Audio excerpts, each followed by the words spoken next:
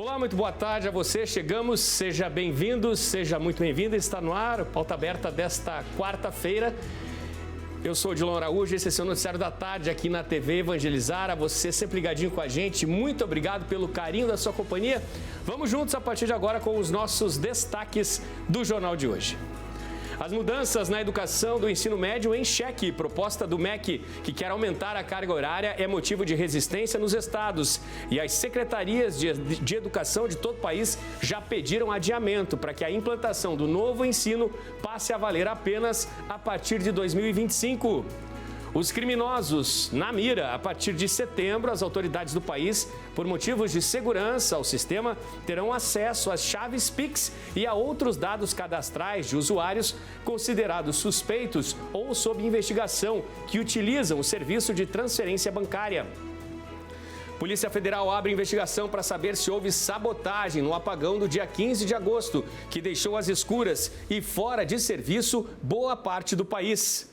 Joanesburgo, África do Sul. No BRICS, o encontro de líderes das nações emergentes, está posto na mesa um desafio: a tarefa de lutar pela redução das desigualdades em países que juntos somam uma população de 3 bilhões de pessoas. A cidade de Maceió está em festa. Por lá, os dias são de celebração à padroeira Nossa Senhora dos Prazeres. No Paquistão, após 13 horas suspensos na cabine de um teleférico, um dos estudantes resgatados definiu como um milagre a operação realizada pelas equipes de salvamento, que tiraram lá do alto com vida as 8 pessoas que estavam no equipamento. Curiosidades sobre a arte, que é grande destaque numa feira de artesanato com mais de 50 anos de história.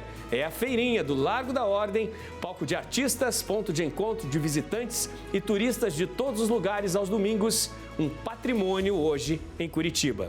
Fique ligadinho com a gente, o Pauta Aberta começou.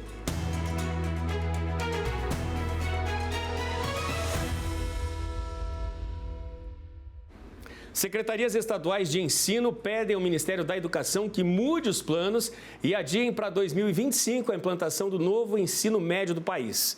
O governo federal apresentou uma nova proposta, mas os conselhos estaduais de educação pediram novas mudanças. Na proposta do MEC, apresentada no início do mês, a carga horária das matérias obrigatórias aumentaria de 1.800 para 2.400 horas-aula. Para o CONSED e para o Conselho Nacional de Educação e Conselhos Estaduais de Educação é preciso um meio termo, de 2.100 horas-aula. E o restante ficaria para a parte diversificada do currículo. Também há divergência com relação à limitação da grade que o estudante pode escolher. As entidades querem que os estados tenham autonomia e não uma regra geral. Os conselhos também pedem, ao contrário do governo, que seja permitida a educação à distância no ensino médio e que as mudanças passem a valer já a partir de 2025. Mais de 80% dos estudantes de ensino médio são da rede estadual.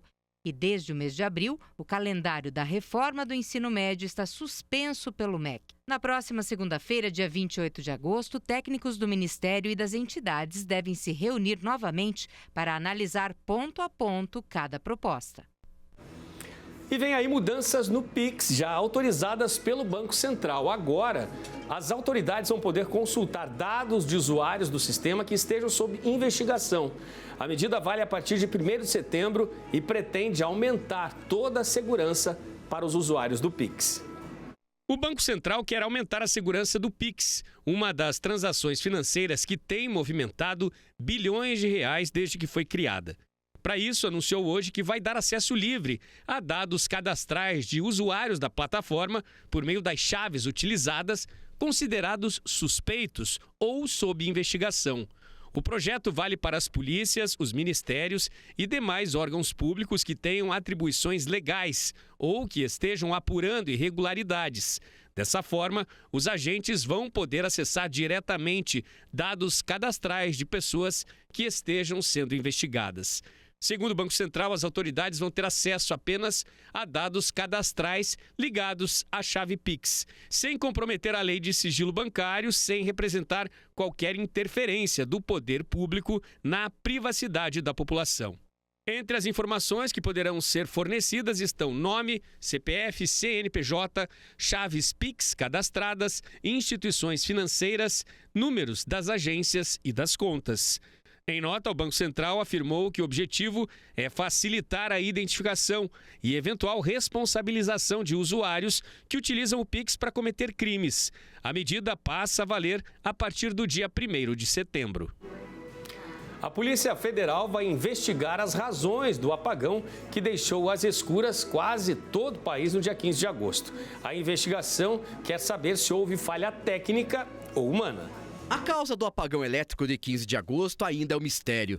E as hipóteses de que levaram à falta de energia em 25 estados e no Distrito Federal continuam sendo estudadas.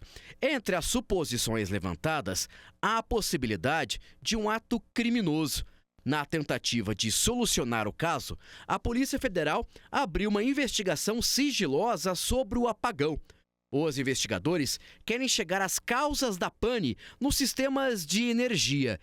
Se ficar provado que foi um ato criminoso, os responsáveis podem responder pelos crimes de atentado contra a segurança de serviço de utilidade pública. Segundo o Operador Nacional do Sistema Elétrico, essa falha por si só não seria suficiente para afetar todo o sistema. O apagão prejudicou cerca de 29 milhões de residências, incluindo estabelecimentos comerciais e transportes públicos. Em alguns lugares, a falta de luz durou 10 minutos e em outras localidades, mais de 6 horas. Reunidos na África do Sul, os presidentes, líderes do BRICS, representam 3 bilhões de pessoas. Grande parte uma gente sofrida que enfrenta as dores da pobreza. E justamente a diminuição das desigualdades é um dos principais temas em discussão neste encontro entre os líderes dos países considerados os principais destaques entre os emergentes. Foi só o primeiro dia, começou devagar, meio que para botar a bola rolando. Por enquanto são líderes de só 5 times, 5 países, mas que torcidas! Mais de 3 bilhões de pessoas representadas pelo BRICS. O local do jogo é um desses de praxe, um enorme centro de convenções. Centenas de jornalistas, tudo decorado e, de certa forma, se sabe de cor como em geral acabam esses encontros. Com um comunicado que fala mais de intenções do que de ações concretas. Mas novidade, dessa vez parece que vai ser diferente. Finalmente. Vão ampliar, chamar outros países para fazer parte do clube? Vão criar uma moeda nova de referência para facilitar o comércio? Façam seus jogos, suas apostas. Com uma reunião feita na África, é inevitável que para muitas pessoas passe pela cabeça assim o estereótipo do continente, a vida selvagem, os grandes mamíferos, aqueles que a gente usa para contar histórias para as nossas crianças, leões, girafas, zebras, hipopótamos e, claro, o principal deles, os elefantes. Em reuniões desse tipo, vale para o BRICS, mas também para a G7, para o G20, existe assim uma espécie de um elefante na sala, um assunto que todo mundo finge que não vê. A desigualdade. E se tem um país onde o contraste entre ricos e pobres é brutal, é a África do Sul. Basta sair da bolha onde fica o encontro e ir para a rua. Num bairro rico da principal cidade do país, o desemprego se espalha pelas calçadas. Joanesburgo é a única grande cidade do mundo com mais de 10 milhões de habitantes a ter sido construída longe da água, do mar, de um rio ou de um lago. Isso porque aqui se descobriu ouro, muito ouro. Com a história que tem, é Joanesburgo que poderia ter sido batizada de Ouro Preto. Mas em Minas Gerais, como aqui, quem fez o trabalho duro de retirar da terra não se beneficiou dele. Essa reunião do BRICS pode ser uma chance de ouro de fazer mudanças que melhoram a vida de milhões.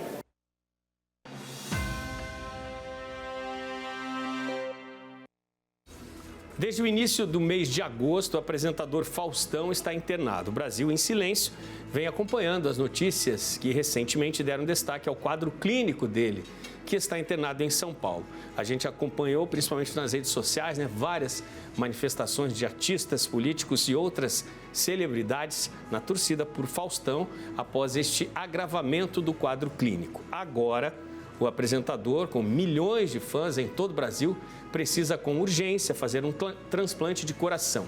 É mais um paciente brasileiro na fila à espera da doação de um órgão para sobreviver. O quadro de saúde do apresentador Fausto Silva, ou Faustão, o coloca como prioridade na fila de transplantes. O apresentador está internado desde o dia 5 de agosto no Hospital Albert Einstein, em São Paulo, tratando de uma insuficiência cardíaca. Faustão faz diálise e entrou na fila do transplante para receber um novo coração. Segundo dados do Ministério da Saúde, 386 pessoas aguardam por um coração no Brasil. O país tem uma lista única com todas as pessoas que precisam de transplante, que é gerenciada pelo Sistema Nacional de Transplantes. Após a inclusão, o paciente precisa esperar chegar a sua vez. Mas quando o paciente está muito grave, na UTI, o caso torna-se prioritário. No Brasil, o órgão mais esperado para transplante é o rim, com 36.690 pessoas na fila de espera. A córnea está em segundo lugar, com 25.689. E o fígado na sequência, com 2.253 pessoas. O coração, que é o caso do apresentador Faustão, está em quinto lugar. O estado com mais pessoas na fila de transplante é São Paulo, que tem 23.671 pessoas. O segundo é Minas Gerais, que tem 7.096 pessoas, seguido por Rio de Janeiro, com 6.138. Começou em Maceió a festa da padroeira da cidade, Nossa Senhora dos Prazeres. Serão dias de festa e muita devoção até o fim deste mês de agosto, na capital alagoana. Com o hasteamento da bandeira da Arquidiocese de Maceió na Catedral Metropolitana, deu-se início à festa de Nossa Senhora dos Prazeres, padroeira da igreja particular e da capital alagoana. Vamos aproveitar este momento que estamos iniciando a festa com este Dia da Bandeira e aproveitar e também já lançar uma convocação, não é nem um convite, é uma convocação geral que a gente lança para toda a cidade, para toda Maceió, quem sabe dizer, para toda Alagoas, que no momento começa a dar os primeiros passos para demonstrar publicamente esta veneração, esse espírito de amor que todos nós temos pela nossa mãe, padroeira, Nossa Senhora dos Prazeres, mas principalmente vendo o exemplo e o testemunho de Nossa Senhora. Durante 10 dias, a igreja particular irá refletir o tema Maria, ícone perfeito da igreja, nesta devoção que já ultrapassa os 200 anos. Porque é o coração da arquidiocese e é o centro da cidade, então é onde passa todas as forças, onde passa todos os poderes e governo da cultura, da arte, da educação, da economia, da política. Então é realmente o coração da cidade. E precisa também ser o coração da fé. É aqui que precisa ser sempre esse sinal da presença de Jesus no mundo. Serão 4 missas diárias até o dia 27 de agosto, com a participação de áreas, movimentos pastorais e setores que formam a arquidiocese. A gente espera que essa festa seja muito frutuosa, uma vez que a gente vem recentemente de alguns anos de pandemia e com muitas restrições e limitações. Eu acredito que esse seja o primeiro ano que a gente vai poder fazer a festa na sua plenitude, se a gente pode dizer assim. Então a gente espera a boa participação dos fiéis, e, consequentemente, depois do novenário e da festa solene, poder colher muitos frutos deste período de oração e de entrega total a Deus, pelas mãos da Virgem Maria, Senhora dos Prazeres. Então é uma alegria imensa ter essa devoção em particular, que brota cada dia no meu coração, né? Por Nossa Senhora dos Prazeres, né? Essa alegria de ser de Deus, né? Que ela brota nos nossos corações, sendo religioso ou leigo. Então Nossa Senhora vem a cada dia brotar no nosso coração essa alegria de ser de Deus. Então é muito gratificante para mim. É a cidade de Maceió em festa por Nossa Senhora dos Prazeres.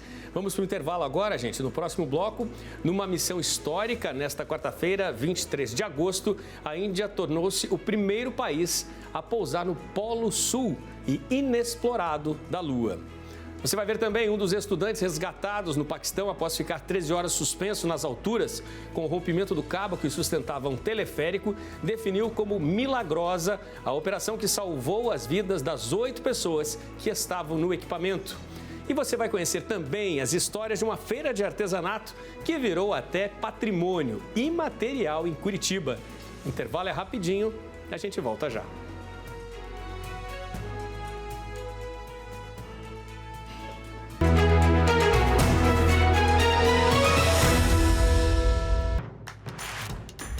Não perca mais nenhum vídeo da TV Evangelizar. Inscreva-se agora.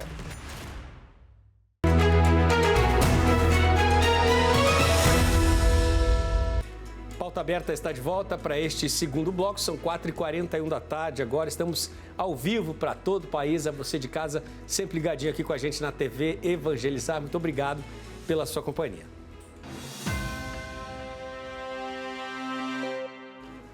Numa missão histórica, nesta quarta-feira, 23 de agosto, a Índia tornou-se o primeiro país a pousar no polo sul da Lua, no lado escuro e inexplorado deste satélite da Terra. A nave Chandrayaan-3 não tripulada foi lançada no dia 14 de julho e pousou na superfície lunar por volta das 9 horas e 33 minutos desta quarta, no horário de Brasília. O primeiro-ministro do país, Narendra Modi, que está na África do Sul para a cúpula dos BRICS, comemorou a missão histórica ao vivo na televisão, junto com os aplausos dos engenheiros. A Índia se destaca por ter como objetivo explorar a Lua com o menor custo possível. Um veículo movido à luz solar vai explorar a superfície lunar e enviar os dados para a Terra durante 2 semanas. O momento é histórico porque vários países tentaram pousar no polo sul da Lua, mas só a Índia conseguiu. Bom, e na Índia, hoje, uma tragédia aconteceu, né? O desabamento de uma ponte ferroviária em construção causou pelo menos a morte de 26 pessoas no leste do país. A imprensa local afirma que há vários desaparecidos. Várias pessoas que trabalhavam na construção de uma ponte ferroviária na Índia morreram nesta quarta-feira no desabamento da estrutura. A construção fica em Sairang, no estado de Mizoram. O jornal Indian Express, que cita uma fonte policial, informou que, além dos corpos já recuperados, muitas pessoas estariam desaparecidas após a tragédia. O jornal The Hindu, citando fontes do governo local, disse que 40 trabalhadores estavam no local quando a ponte desabou. O gabinete do primeiro-ministro da Índia, Narendra Modi, anunciou que as operações de resgate estão em curso e que estão fornecendo toda a assistência possível aos afetados. O governo informou que vai indenizar as famílias dos mortos com um valor equivalente a $2.400, cerca de R$11.800. Os acidentes em obras de infraestruturas são frequentes na Índia. No início do mês, 20 operários morreram na queda de um guindaste em uma rodovia em construção na periferia de Mumbai. Em outubro do ano passado, 130 pessoas morreram no desabamento de uma ponte no estado de Gujarat. Em março de 2016, o colapso de um viaduto em Calcutá deixou pelo menos 26 mortos. No Paquistão, depois do cenário de uma tragédia estar anunciado, as equipes de resgate conseguiram fazer com sucesso, na escuridão do início da madrugada, resgatar todas as 8 pessoas que ficaram presas num teleférico que ficou pendurado a quase 300 metros de altura após o rompimento de um dos cabos que levavam a cabine de um lado a outro da montanha. Veja só. Depois do resgate, as imagens da Associated Press mostram as expressões de alívio dos estudantes que estavam no teleférico após 13 horas, sem saber se sobreviveriam, suspensos nas alturas. Horas antes, de helicóptero, as equipes de salvamento tinham conseguido fazer o resgate de 2 dos adolescentes. Imagens que você viu ontem aqui no Pauta Aberta. Mas ventos fortes e a própria aproximação dos helicópteros de resgate tornavam o trabalho para salvar as vidas de quem ainda estava na cabine muito arriscado. O exército do Paquistão, ontem à noite, no horário local, chegou a anunciar a suspensão das buscas. Houve a indignação e o apelo de familiares e comoção em todo o país e pelo mundo. Então, o socorro veio com uma cadeirinha improvisada que foi alçada do solo ao cabo que restava suspenso.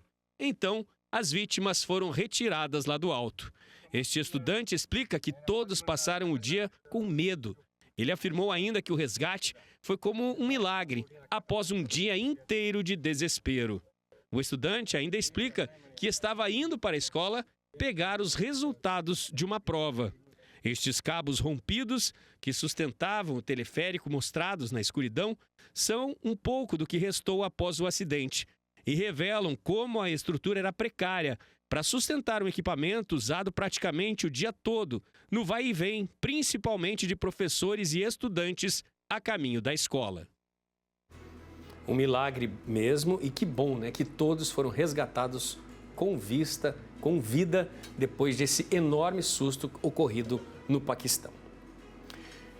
Vamos para a Europa agora. A França bateu recorde de calor para um fim de verão. Para esta quarta-feira, a expectativa é de que os termômetros cheguem a 42 graus na região sul do país. Final de verão na França, que mais parece o começo da estação. Os termômetros registraram recorde de temperatura na terça-feira. Os franceses enfrentam um calor extremo desde o dia 17 de agosto. Os dados são da Autoridade Meteorológica Nacional, que calcula a temperatura média diária do ar, que ultrapassou os 27 graus, recorde histórico, que não se repetia desde o final de verão de 1947. De acordo com o sistema meteorológico francês, antes do ano 2000, as temperaturas só ultrapassavam os 40 graus no ápice da estação uma vez ao ano. Mas nos últimos anos, os termômetros ultrapassaram essa marca 13 vezes por ano. Esta semana, o país está em alerta vermelho e laranja para superar as alterações severas de temperatura, que na região sul devem chegar a 42 graus. Este calor fora de época é explicado pelo aquecimento global, que prevê ondas de calor mais intensas em todo o planeta. Dias difíceis, né? Aqui no Brasil, o resultado do leilão que vai definir novas concessionárias de pedágio nas rodovias do Paraná deverá ser apresentado ainda esta semana, com os vencedores dos primeiros lotes. O resultado do leilão de concessão de estradas do Paraná começará a ser conhecido na sexta-feira. O leilão do lote 1 começou ontem com a entrega de propostas. São ofertas sigilosas entre os concorrentes, com o resultado sendo divulgado no dia 25. O lote 1 da nova concessão envolve 473 quilômetros de rodovias federais e estaduais entre Curitiba, região metropolitana, o Centro-Sul e também os Campos Gerais do Paraná. A empresa ou consórcio vencedor deverá investir pelo menos 8 bilhões de reais em obras de melhorias e manutenção. O contrato terá 30 anos. No informe de disputa de concessão, as empresas ou consórcios precisam apresentar a proposta de custo da operação, ou seja, o valor do pedágio. O valor definido pelo governo se equivale a 47% do que era cobrado anteriormente. Essa regra foi determinada para que o preço do pedágio no estado não seja tão caro como era no passado.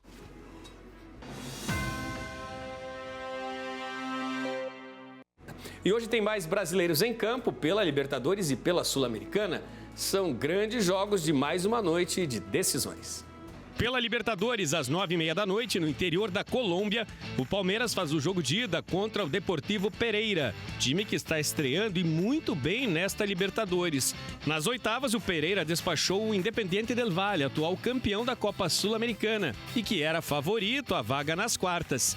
Pela Copa Sul-Americana, às 7h da noite, no Newton Santos, no Rio de Janeiro, o Botafogo faz o primeiro confronto das quartas contra o Defensa y Justicia da Argentina.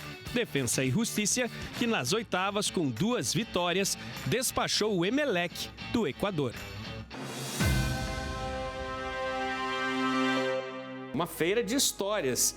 E quantas histórias! Estamos falando da famosa feirinha do Largo da Ordem, das boas rodas de choro, daqueles comboios de turistas curiosos, dos pastéis e de tantos outros sabores. Agora, a feirinha do Largo da Ordem, em Curitiba, virou patrimônio imaterial e está sempre no roteiro de visitantes e de curitibanos de todas as regiões. Artistas, artesãos e músicos em um único espaço de expressão e intercâmbio cultural. O projeto, inicialmente modesto, cresceu rapidamente e se tornou um evento regular, acontecendo todos os domingos.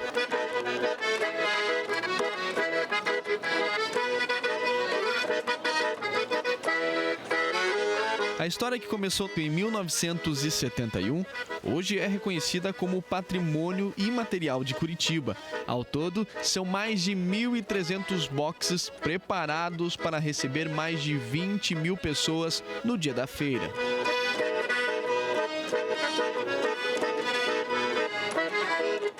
Cada barraca guarda a história de um artesão que resolveu fazer da feira o seu ganha-pão.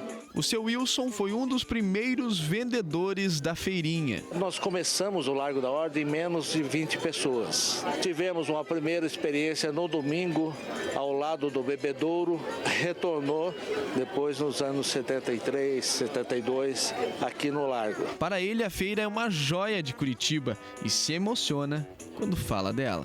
E a feira, como eu digo, merece tanto a atenção da gestão pública quanto Ópera de Arame, Jardim Botânico e etc. Né? É uma vida, né? Sem dúvida.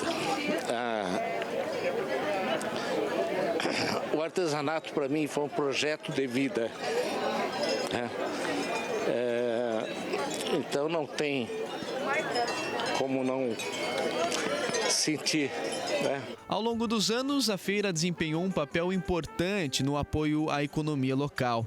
Artistas e artesãos têm a oportunidade de vender os seus produtos diretamente aos consumidores, o que contribui para o sustento de muitas famílias.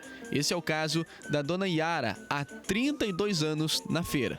É o meu ganha-pão, eu vivo disso aqui. Aqui na feira você acostumou e é bom, a gente espera o domingo para vir para a feira. O domingo que você não vem, se não tivesse havido o domingo.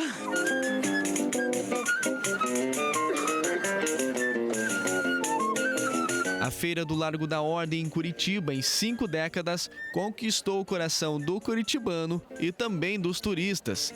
A dona Socorro é de Manaus e sempre que vem para Curitiba, vem na feira buscar uma lembrancinha. Leva uma lembrança porque é muito marcante, né? Já a dona Márcia, que mora aqui em Curitiba, vem todo domingo na feira. E aproveitou que a amiga lá de Santos está a passeio e trouxe ela para conhecer a feirinha. Elas recomendam. Todo domingo uma novidade, uma coisa diferente. Sempre tem coisas lindas. Quem vier em Curitiba, que vem aqui na feira de domingo, que assim é espetacular. É muito linda mesmo. Eu amei.